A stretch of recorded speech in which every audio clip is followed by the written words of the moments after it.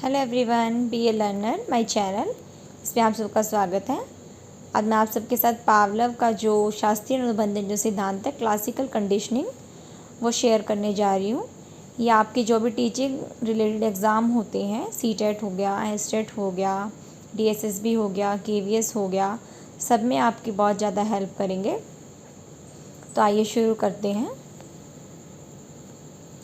अनुबंधन जो है, जो कंडीशनिंग है, वो दो प्रकार की होती है, शास्त्रीय अनुबंधन और क्रिया प्रस्तुत अनुबंधन। अनुबंधन जो है वो एक ऐसी प्रक्रिया है जिसमें एक प्रभावहीन उद्दीपन वस्तु है या कोई परिस्थिति है, कोई कंडीशन दे दी, इतनी प्रभावशाली हो जाती है कि वह गुप्त अनुक्रिया को प्रकट कर देती है। इसमें मतलब जो बंदा दिखाना नहीं चाहता उस चीज़ ऐसी कंडीशनिंग हो जाती है कि वो उसको भी प्रकट करने लग जाता है। इसमें यहाँ पर शास्त्रीय जो अनुबंधन है उस पर प्रकाश डाला गया है, क्योंकि जो पावलव जी हैं उन्होंने शास्त्रीय अनुबंधन पर काम किया था। और जो मनुष्य की जो है अनेक क्रियाएं होती हैं, कुछ जन्मजात क्रियाएं होती हैं जैसे सांस लेना, पाचन संस्थान, रुधिर संस्थान जो है वो स्वचालित क्रियाओं को लिया जा सकता है इसके अंदर। और मनोवैज्ञानिक है जिसमें छींकना है, लार आना है, पलक झपकना, ये सारी चीज़ें होती रहती हैं, इन्हें अनुबंधन क्रियाएँ भी कहते हैं। तो पावलव का जो सिद्धांत था वो शास्त्रीय अनुबंधन था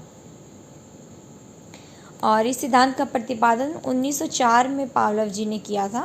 उन्होंने कुत्ते पर एक प्रयोग किया था। इसमें क्वेश्चन आ सकता है कि पावलव ने किस पर प्रयोग किया था? कुत्ते पर। और जो स्टार्टिंग में उन्होंने एक भूखे जो कुत्ता है उसके मुंह में भोजन देकर जो लार आना है वो स्वाभाविक क्रिया है, वो दिखाया गया है। पावलव ने प्रयोग के बारे में कई दिन तक खाने के साथ घंटी बजाकर जो कुत्ते को खाना दिया था।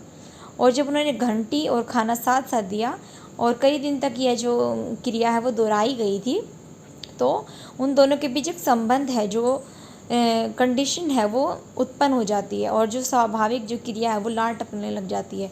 जैसे ही घंटी बजती है, चाहे खाना आए चाहे ना आए, कुत्ते की लार खुद से खुद टपकने लग जाती है। इसके बाद केवल घंटी बजाई गई परंतु खाना नहीं दिया गया, फिर भी उसकी लार टपकी। और ये प्रयोग आप देख सकते हैं, पहले भोजन दिया गया और घंटी, दोनों चीज़ें साथ थी तब कुत्ते की लार टपकी। दूसरी बार भोजन नहीं था, सिर्फ घंटी बजाई गई तभी भी उसकी लार टपकी। तो इस तरह उसके कंडीशनिंग उसके साथ हो गई थी, घंटी के साथ, कि घंटी बजेगी तो खाना आएगा, और इस तरह से उसकी लार टपकनी शुरू हो गई।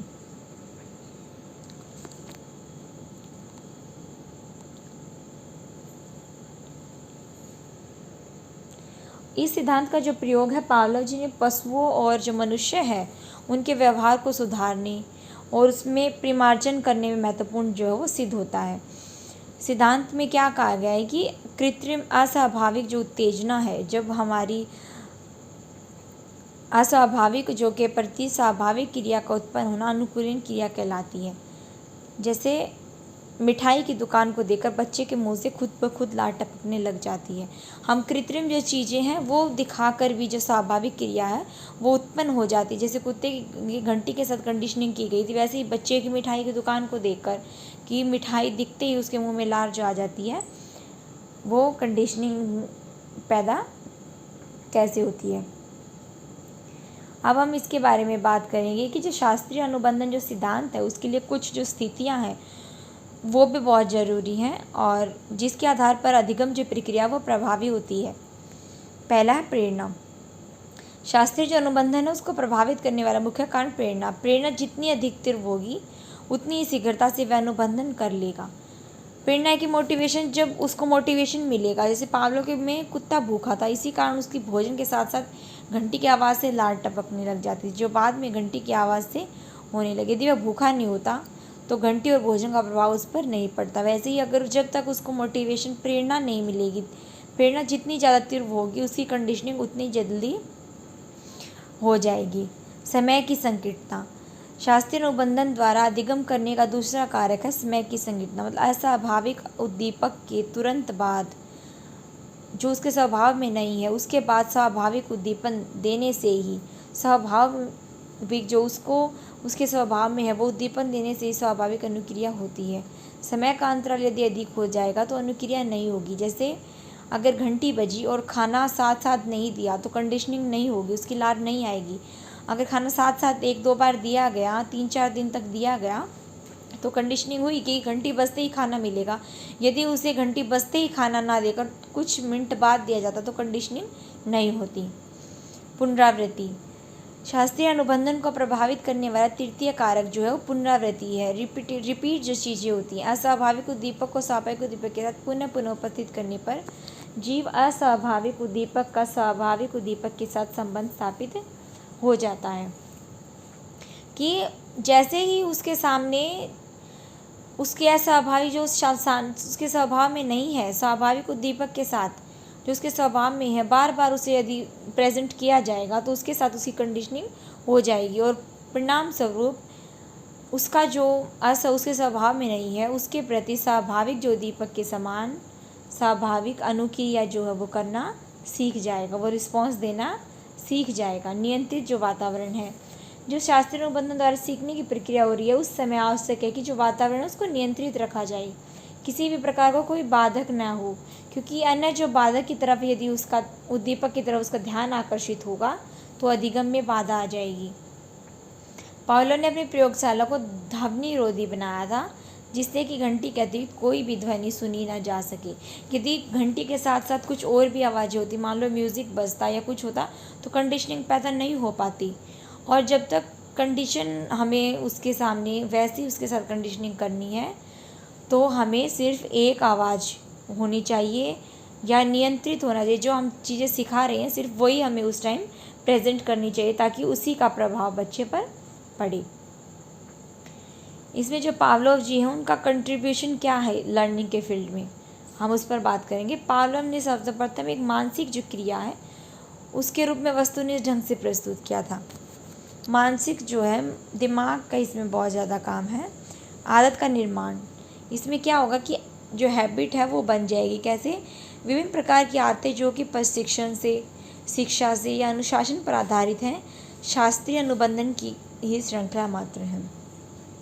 अनुबंधन नहीं होगा किसी भी चीज़ के साथ तो उसकी जो हैबिट है उसका निर्माण नहीं हो सकता।